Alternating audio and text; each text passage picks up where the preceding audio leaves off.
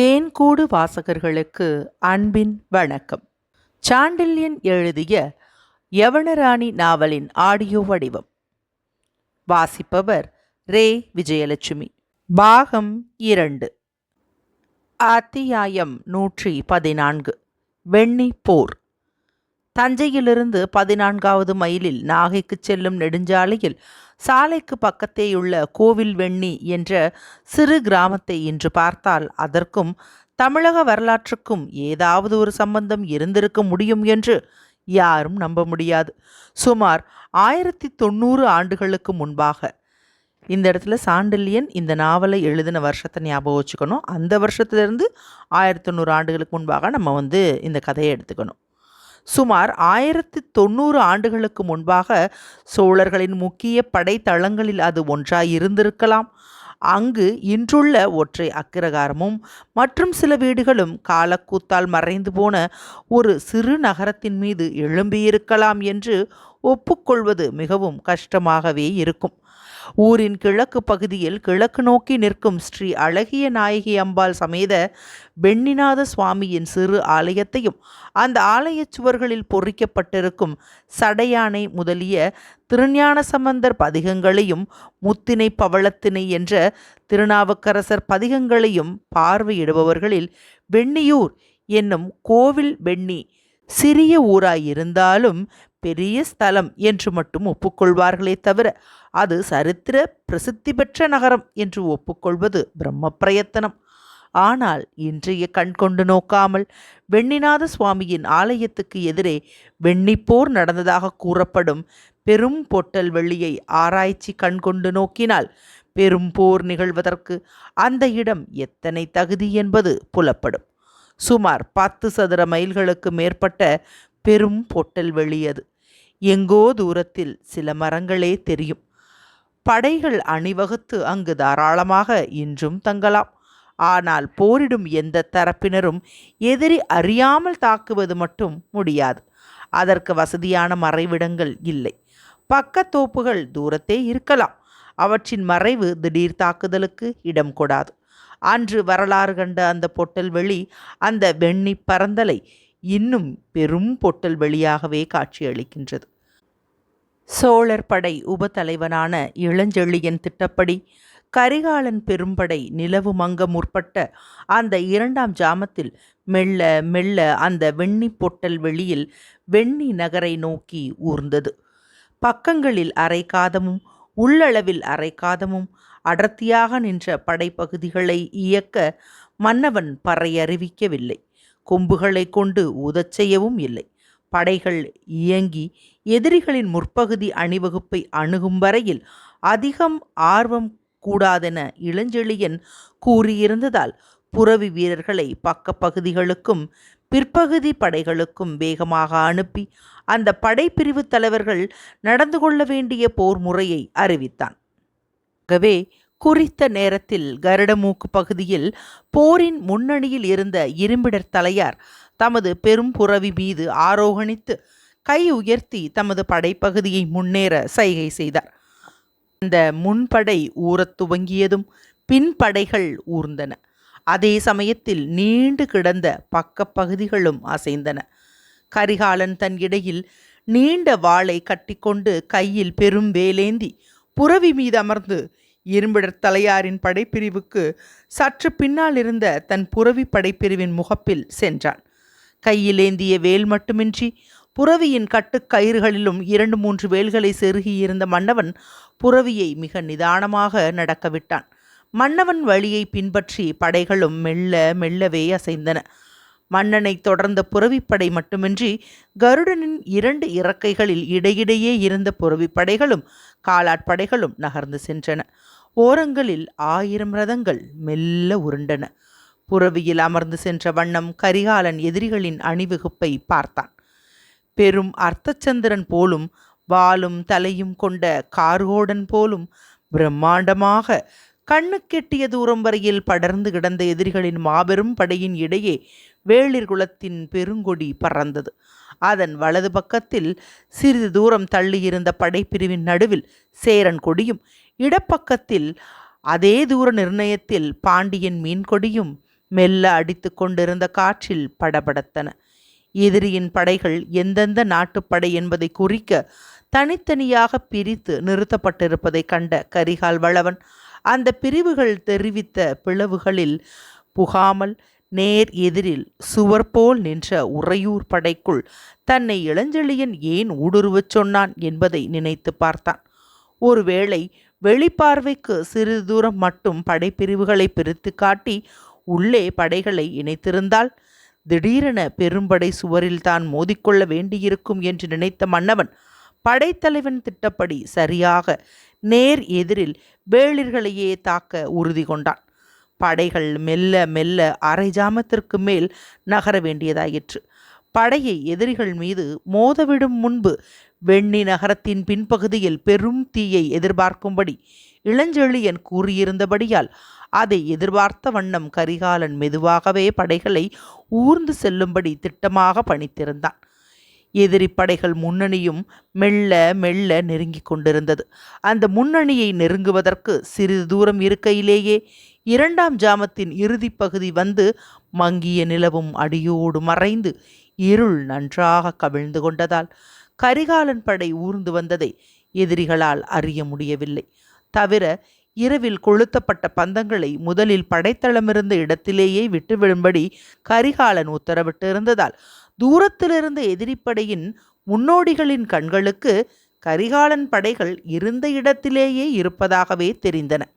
அதனால் முதலில் சற்று அயர்ந்துவிட்ட எதிரிப்படை முன்னோடிகள் இரும்பிடர் தலையாரின் முன்படை சற்று அணுகியதும் விஷயத்தை புரிந்து கொள்ளவே திடீரென கொம்புகளை ஊதினார்கள். முரசுகளும் துரிதமாக டமடமவென அலறின.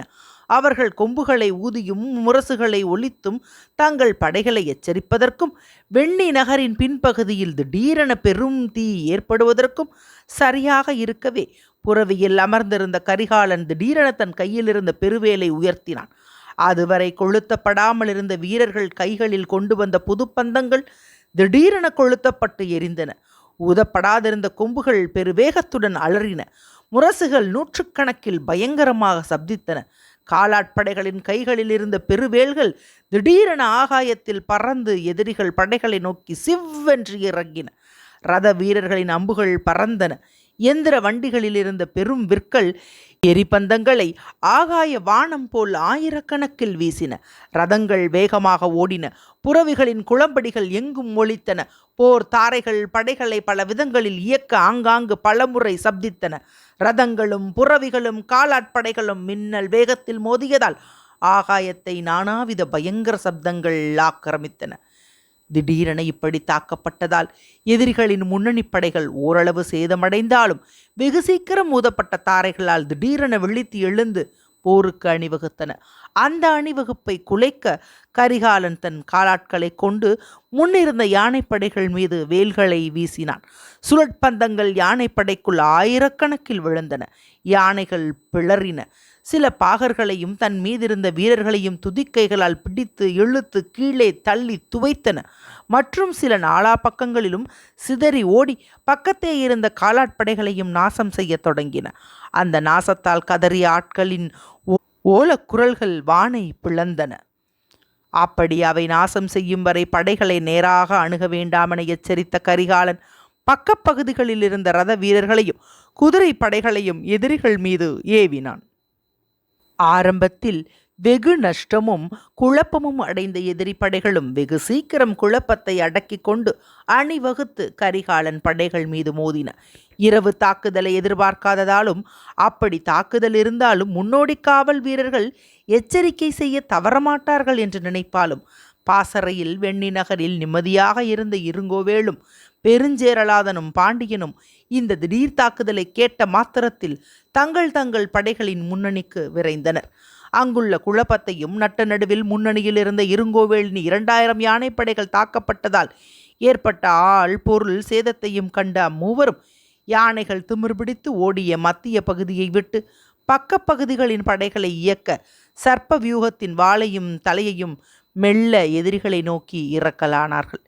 சர்ப்பத்தின் வாலும் தலையும் மெல்ல இறங்கி தன் படையை சூழ வருவதை கவனித்த கரிகாலன் அதை பற்றி சிறிதும் லட்சியம் செய்யாமல் யானை படைகள் மீது மேலும் மேலும் அம்புகளையும் வேல்களையும் எறிய உத்தரவிட்டு அந்த யானைப்படை மிரண்டு திரும்பி ஓடியதால் கிடைத்த பாதையிலேயே இரும்பிடர் தலையாரை முன்னேறச் சொல்லி வெண்ணிக்குள் தன் படையின் மத்திய பகுதியுடன் நுழைந்தான். சேரனும் பாண்டியனும் பாம்பின் வால் பக்கத்திலும் தலைப்பக்கத்திலும் இருந்ததாலும் யானைகள் பெருஞ்சேதத்தை விளைவித்ததாலும் இருங்கோவேளும் வேளிர்களும் மட்டும் நேராக கரிகாலனுடனும் இரும்பிடர் தலையாருடனும் மோத வேண்டிய நிலை ஏற்பட்டது. இருங்கோவேளின் வஞ்சக கண்கள் பாண்டியன் படையும் சேரன் படையும் பக்கவாட்டில் எதிரிகளிடமிருந்து சற்று தூரத்துக்கு அப்பால் அவர்களை வளைக்க இறங்குவதை கண்டன. அவற்றால் வெகு சீக்கிரம் எதிரிகள் வளைத்து கொள்ளப்படுவார்கள் என்ற எண்ணத்தில் இரும்பிடர் தலையாரை எதிர்க்கும் திடசித்தத்துடன் இதர வேளிர்களுடன் வெகு வேகமாக முன்னேறி வந்தான். எதிரே வேளிற்படை புடைசூழ வந்த இருங்கோவேளை கண்டதும் இரும்பிடர் தலையாரின் பெருமீசை பயங்கரமாக ஒரு முறை அசைந்தது. கண்கள் தீயை கக்கின. தமது பெரும் வாளை பல முறை சுழற்றி கசாப்பு கடைக்காரன் ஆடுகளை வெட்டுவது போல் எதிரி வீரர்களை வெட்டிக்கொண்டு அவனிருந்த இடத்தை குறிவைத்து கொண்டு புறவியை நகர்த்தினார் பிடர் தலையார். சற்று பின்னால் இருந்த கரிகாலனும் இருங்கோவேளை பார்த்தான். தன் தந்தை இளஞ்சேட் சென்னியும் தன் தாயும் தூக்கத்தில் இருந்த சமயத்தில் அவர்கள் மாளிகைக்கு தீ வைத்து மாள வைத்த அந்த பாதகனை தன் கையால் கொல்ல வேண்டுமென்ற ஆவேசத்தில் திடீரென புறவியை வேகமாக செலுத்தி சுழற்சிய வாளுடன் எதிரிகளிடையே பாய்ந்து சென்றான். கரிகாலன் தன்னை நெருங்குவதற்கு முன்பாகவே படைகளை திடப்படுத்தி கொண்ட இருங்கோவேளும் அவனை சந்திக்க தயாரானான். இந்த சமயத்தில் அவன் எதிர்பாராத வேறொரு குழப்பமும் ஏற்படவே தன் பழைய குற்றங்களுக்கு பலன் கிடைக்கும் நேரம் நெருங்கிவிட்டதென்ற எண்ணமும் அந்த பாதகன் நெஞ்சில் முளைத்ததால் அவன் முகம் பயத்தால் பெரிதும் விகாரப்பட்டது. வெண்ணி நகரத்தின் பின்பகுதியில் திடீரென பேரரவம் கேட்டது. திரும்பி நோக்கினான் இருங்கோவேள். வெண்ணி நகரத்தின் பின்பகுதிகள் தீக்கிரையாக்கிக் கொண்டிருந்தன. அங்கு கிளம்பிய தீ ஜுவாலைகள் பல இடங்களில் செங்குத்தாக எழுந்தன. அதே சமயத்தில் பாண்டியன் வடபுறத்தில் நடத்தி கரிகாலனை சூழவிட்ட படையை தூரத்தே இருந்து பின்புறத்தில் நுழைந்த புறவி வீரர்களின் பெரும் படையொன்று வெட்டிவிட்டதால் அங்கும் போர்க்கோஷம் கிளம்பி ஆகாயத்தில் நானாவித ஒளிகளை பரப்பியது. அதற்காகவே காத்திருந்தன போல் பெரும் வேல்கள் சில பந்தங்களுடன் எங்கிருந்தோ ஆகாயத்திலிருந்து பறந்து வந்து தென்புறத்தில் இறங்கிய சேரன் படையில் வீழ்ந்தன. மறுவினாடி சேரன் படைக்குள் பொறிவண்டிகள் பல புகுந்து பெரும் சேதத்தை விளைவிக்கத் தொடங்கியதால் பிரமை பிடித்த பெருஞ்சேரலாதன் நடப்பது யுத்தமா ஜால வித்தையா என்று தீர்மானிக்க முடியாமல் கலங்கினான். தன் படைகள் வெகு துரிதமாக பலமான காலாட்படையால் பின்புறம் தாக்கப்படுவதை உணர்ந்தான் சேர மன்னன்.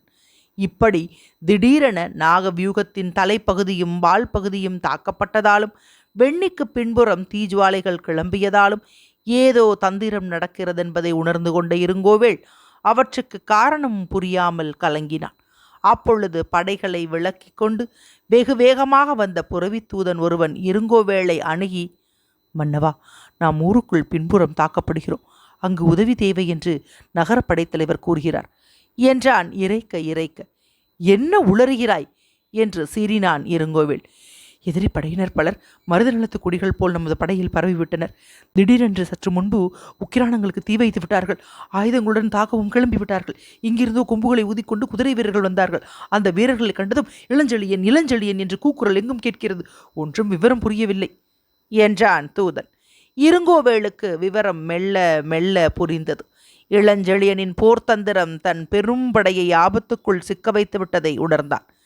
இப்பொழுது நான் ஊர்மத்திக்கு வர முடியாது. முடிந்த வரையில் நகரத் தலைவனையை சமாளிக்கச் சொல் என்று தூதனுக்கு உத்தரவிட்ட இருங்கோவேள் அதற்கு மேல் அலட்சியம் செய்யாமலும் ஏற்பட்ட இடையூறுகளால் சிறிதும் சளைக்காமலும் வீராவேசத்துடன் எதிரி படைகளுக்கிடையே பாய்ந்தான். சர்ப்ப வியூகத்தின் தலையும் வாளும் துண்டிக்கப்பட்டும் இருங்கோவேள் இருந்த மத்திய பகுதியும் உடைக்கப்பட்டும் எதிரிகளின் எண்ணிக்கை அதிகத்தின் காரணமாக போர் 2 ஜாமங்கள் தொடர்ச்சியாக நடந்தது. பொழுது விடிந்து கதிரவன் கிளம்பிய போதுதான் போர் முடியும் அறிகுறிகள் தென்பட்டன. எந்த மண் மீது ஆசை வைத்து பெரும் தீச்செயல்களை ஆயுளில் புரிந்தானோ அந்த மண் மீது கரிகாலன் வேல் மார்பில் ஊடுருவி நிற்க மண்ணை குருதி நனைக்க மாண்டு கிடந்தான் இருங்கோவேள். குருதியை விட சிவப்பான தன் கிரணங்களை அந்த போர்க்களத்தின் மீது பாய்ச்சி கொண்டு கிளம்பிய கதிரவன் பாண்டியனும் சேரனும் படைகளுடன் பின்வாங்குவதைக் கண்டு தீவிழி விழித்தான். அந்த போர்க்களத்தை வீழ்ந்து கிடந்த இருங்கோவேளுக்கு அருகே மற்ற வேளிர்களும் மாண்டு கிடந்தார்கள். அந்த சடலங்களுக்கிடையே உடம்பில் கணக்கில்லா காயங்களுடனும் குருதியால் நனைந்த உடையுடனும் ஜெயஸ்ரீயுடனும் நின்றிருந்தான் கரிகாலன். வெண்ணிப்போர் ஒரு வழியாக முடிந்தது. மீதி படைகளை திரட்டி கொண்டு சேரனும் பாண்டியனும் வெகு வேகமாக பின்வாங்கி கொண்டிருந்தார்கள்.